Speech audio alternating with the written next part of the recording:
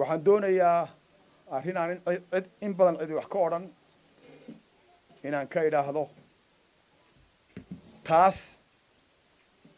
oo aan ka soo jeedinayo aniga fekerkayga siyaabaha aan u qabo inay ku hagaagayso ama ku wanaagsan tahay doorashada shirguddoonka golaha wakiilada ee hadda la sugayo inta waxaan mahadnaq uga jeedinayaa dawladda xukuumadda madaxweynaha Muuse Biixi Cabdi waxaan kaloo mahadnaq u soo jeedinayaa labada xisbi ee qaranka ee mucaaradka ah oo si gobonnimo leh oo wanaagsan arrintaa uga qayb qaatay waxaan u mahadnaqayaa shacabka Somaliland oo u dareeray si gobonnimo leh haddaba golaha wakiilada oo hadda uu harsan yahay doorashadii shirguddoonka la dooran lahaa marka ugu horeysa anigoo fekerkayga saliimka ah ee ka hadlaya waxaan marka ugu horeysa xildhibaan kasta oo golaha wakiilada ah aan ku boorinayaa oo u soo jeedinayaa in cidda ay dooranayaan inay u meel dayaan waxaan tusaale u soo qaadayaa madaxweynaha jamhuuriyadda Somaliland wuxuu maalin dhaweyd yeedhiyey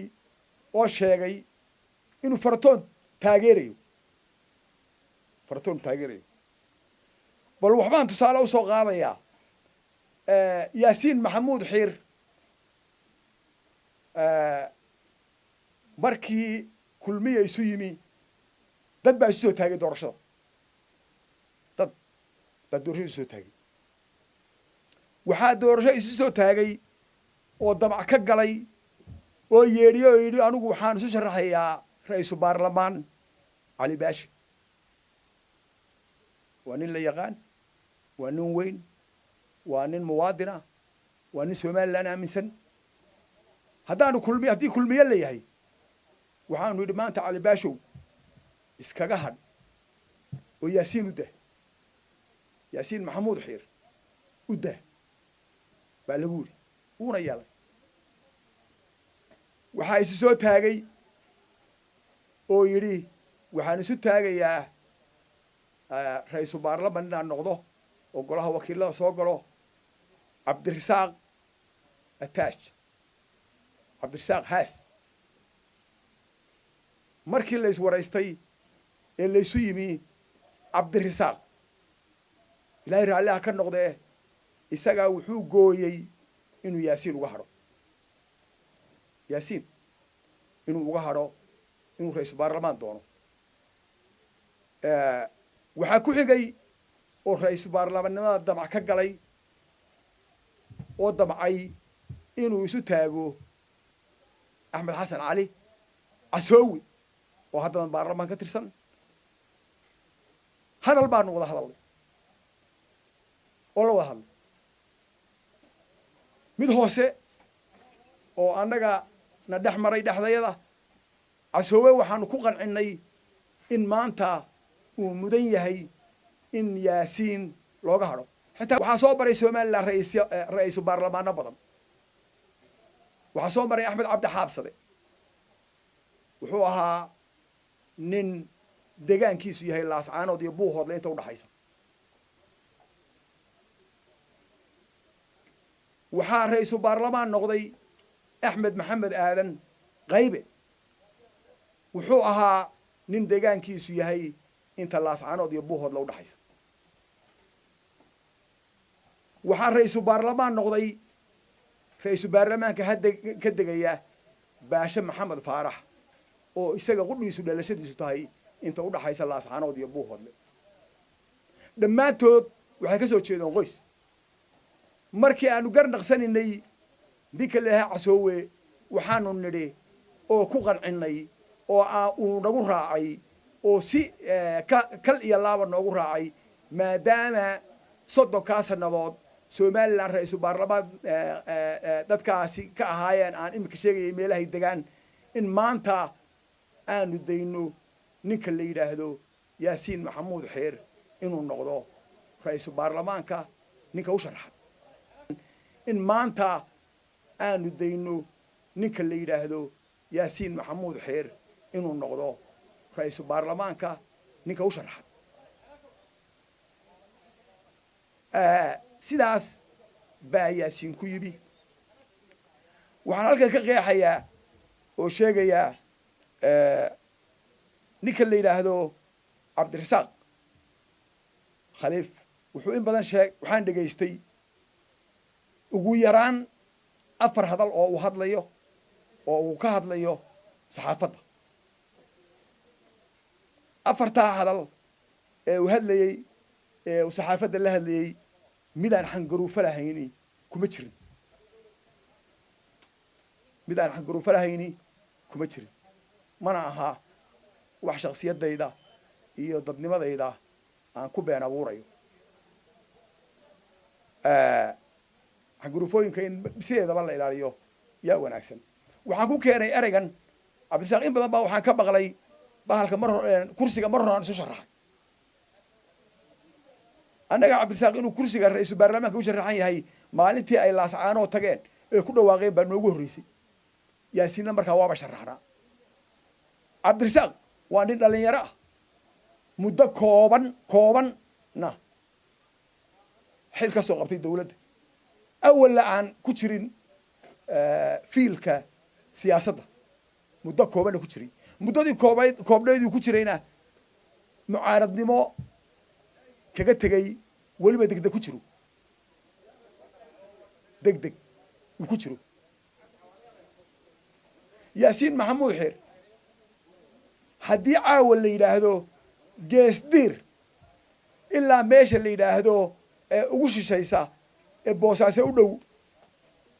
dadka somalilanna degan waxaan halkan qiraya oo caddaynaya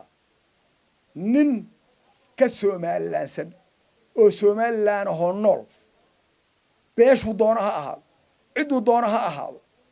nin somalilan sheegta oo ka somalilaansani wallaahi ma arag waxaana xaqiiqa yaasiin maxamuud xiir inaanu wax dalka dad aan dan ahayn cidina ku khasbay cid ku khasbi kartaa walaa mucaarad walaa muxaafad ma jirto madaxweyneaan ku khasbi karin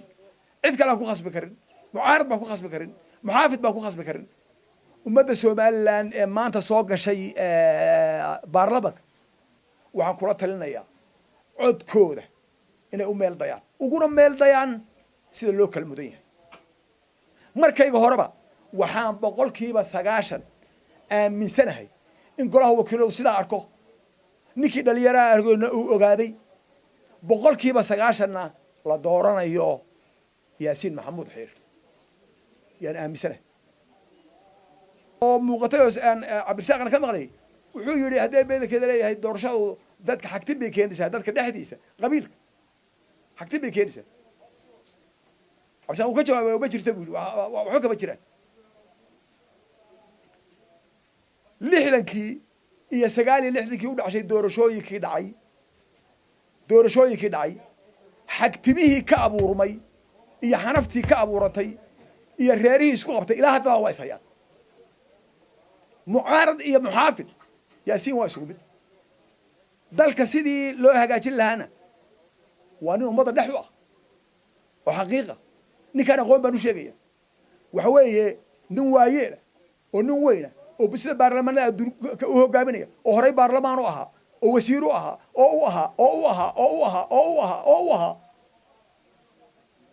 cabdirasaaqow haddii la yidhaahdo nimankaasi waxay ku yidhahdeen adeerkaa meesha uga hadh haddii nimankaa adeerka meesha uga hadh kugu yidhi ay yihiin ereygaad ku sheegtay ee ahaa niman nolosha ka dhacay annagaa kule adeerkaa uga hadh annagaa kule haddaan nolosha ka dhacnay haddaanan ka dhicinba oo aad ugu tilmaamayso annagaa kule adeerkaa cidi kuma odhan oo dhulbahanta kuma odhane annagaa kule uga hadh adeerkaa da'deed ma joogtid nin dhalinyaro aad tahay waxaa jooga kuwa dhulbaanta oo xitaa kaa waaweyn oo in badan soo shaqeeyey casoo waa ka mid a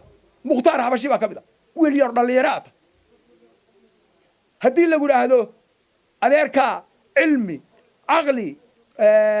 experience انت بيسا كاغور او كاغوي احترام انا كليال انا كليال احترام waxaa jira dusha kasumuni sidii biyihii leebanay la sheegay hoostana caantay waxaa jira la jiifiyana banaan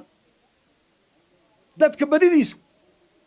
haddii caaw arrinka dhaqan inuu eegno reer walba dhaqan buu wuxuu eegaa ninka la yidhaahdo axmed maxamed maxamuud silaayo ilaahay raalliha ka noqday iyo salebaan maxamuud aadan doorasho isku qabteen garadag baa la geeyey oo qabiilkoodii geeyey waa la kala reeba maanta haddii uu isu tago dadka deegaankaasi nin walba wuxuu ku odhan lahaa war adeerkaa da war adeerkaa da xanafna ha abuuri wadiga le xanifi ma jirte ha abuuri war adeerkaa da haddaanu kuleenna oo kuugu celinina waa kaaga da'wan yahay waa kaaga cilmi badan yahay waa kaa experiensan yahay siyaasaddana waana u caafimaad qabaa waana oo da'deedii buu joogaa inuu ra-iisul baarlamaan noqdo dhalinyaro taa experience ma lihid 2012 noogu kaa horreysay waxaan ogahay xisbiga waddani cabdirasaaq baa dhulbahantay ugu sarreeya 3 nin baa ku xigay 3 nin xisbiga waa ka dayro cid kaloo dhulbahantiina kama muuqato cid kaloo dhulbahantiiba kama muuqato waa calcantan waa inaa haddee mida kale hebel xaaji diir iyo fuaad waa kuwii kale ka tegey keligaa baa ka muuqda raggiina waa banaankaad u wada saarta waa wax la og yahay oo cad oo run ah waxaan odhan lahaa hoggaanka xisbiga ummadda waxbaa loo qaybiyaa ee tale iyo tusaaleba nin lagama dhigo xisbigu inuu hal nin yahay oo hal nin qole kaga jiro lagama dhigo hoggaanka xisbiga oo cabdiraxmaan u horeeyo waxaan lahaa sida inaad ka dad badsato oo aad dadka isugu yeedhato oo lagala qayb gala xisbiga oo baa habboon in laga eriya xisbiga ma aha waxaanan xisbiga guddoomiyaha iyo faysal injineer faysal cali waraabe iyo cabdiraxmaan waxaan leeyahay war marka aad wax kala qiimaynaysaan adeer maaha halka dawladdaanu ku kacsanna war ciddii baarlamankooga hagaajin lahayd ku habboonayd ka been sheegi maaye ninkaan isyeelyeelayna indhaha iska ridayn inuu yaasin yahay waa oge waxaan odhan lahaa ciro iyo faysal cali waraabe injineerka war maanta nin wax loo yeedhiyo ma aha yaasin waana cay wallah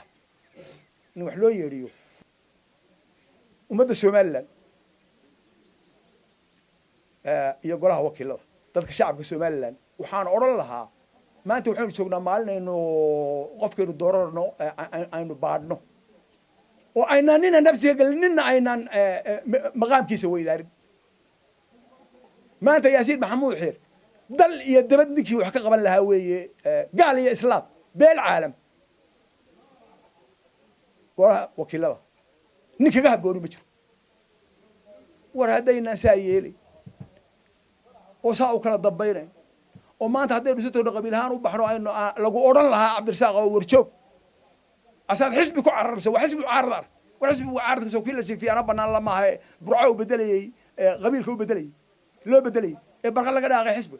war iminkana xisbi ma jira innaganu ka hadho odayga haddaanu ku dhinaahno annaga waxaad noqortaa waxa la yidhaahdo noloshii ka dhacay kuwii saa yidhi ee kuula taliyana inaad caydo ma aha kugumana habboona haddaynaan saa yeelayn war kursiga dadka kama xigne ninka layidhaahaa moogaba wuxuu ku qaatay firfircoonidiisa iyo dadkii doortay iyo hal abuurkiisa iyo nashaadka ka muuqda buu ku qaatay war maandhow kulligeen aan iskaga hadhnaba oo kulligeen intaynu ka hadho oo yaasiin ka hadho oo adigu aad ka hadho adeerow barkhad batuun ha qaato barkhad batuun ha qaato barkhad batuun wuxuu ku qaadanayaa beesha caalamka adduunku waxaa la odhanayaa somalilan horumarkii ugu weynaa bay gaadhay somaliland horumarkii ugu weynaa yay gaadhay oo nin beelaha laga tirada badan yahay baa ra-iisul baarlamaan laga dhigay waddanina dee ha keeno barkhad batuun meesha waxaa u qalma oo lambar 1 ah oo aanan xisbi ka hadlayn oo dowladnimo u hadlayn oo aanan mucaarad u hadlayn oo aanan muxaafid u hadlayn yaasiin maxamuud xiir inuu noqdo ra-iisul baarlamaanka dalkay dan u tahay oo ummadday dan u tahay oo somaliland bay dan u tahay haddii la dhaafo yaasiin oo laga gudbo anugu waxaan odhan lahaa war maa dhow beesha caalamka iyo qolyahan adduunka haystee gaalada ah midhaa waxaaba inoogu wanaagsan oo yaasiin labeeya barkhad batuun war waddani barkhad batuun ha keeno waana looyar tegey waana aftahan ha keeno barkhad batuun haddaanaan ku heshiinayno wixiina lagaga yara gaabsaday ilaa ummadda kama xigne haddaanaan ma garanaysaa wax xisbi loogu sii cararaa ma jiro xisbi oo dhani hoostana waa ka caantay dushana waa ka sumuli dusha waa ka sumuli hoostana waa ka caantay marna qabiil kama tagnaa soomaalina waa istaqaan somalilandna waa istaqaan nin kasta oo baarlamaanka ka tirsan nin kasta oo golaha wakiilada ah waxaan ku boorinayaa aniga oo aan fekerkayga feker ka fog hadlayn xaqiiqdana ka hadlaya waxaa idinku waajiba wixii dalka ninkii dalka hogaamin kara golaha wakiilada inaan la gefin anigoo yaasiin kusoo dhaweysanayn haddaan naasaa yeele horta saasaa u mudan sida u mudani waa sidaa haddaan saa la yeelayn ninka labaad waa barkhad batuune waradeerow dhulbahantaa qaadanaya kursiga dadka kama xigne haddaan loo daynayn yaasiin wardee barkhad batuun hala sii taa macnaheedu maaha yaasiin maanta nin ka rajo roon yaasiin golaha wakiilada in rosi baarlamaan noqdo maantadanaynu joogno 90%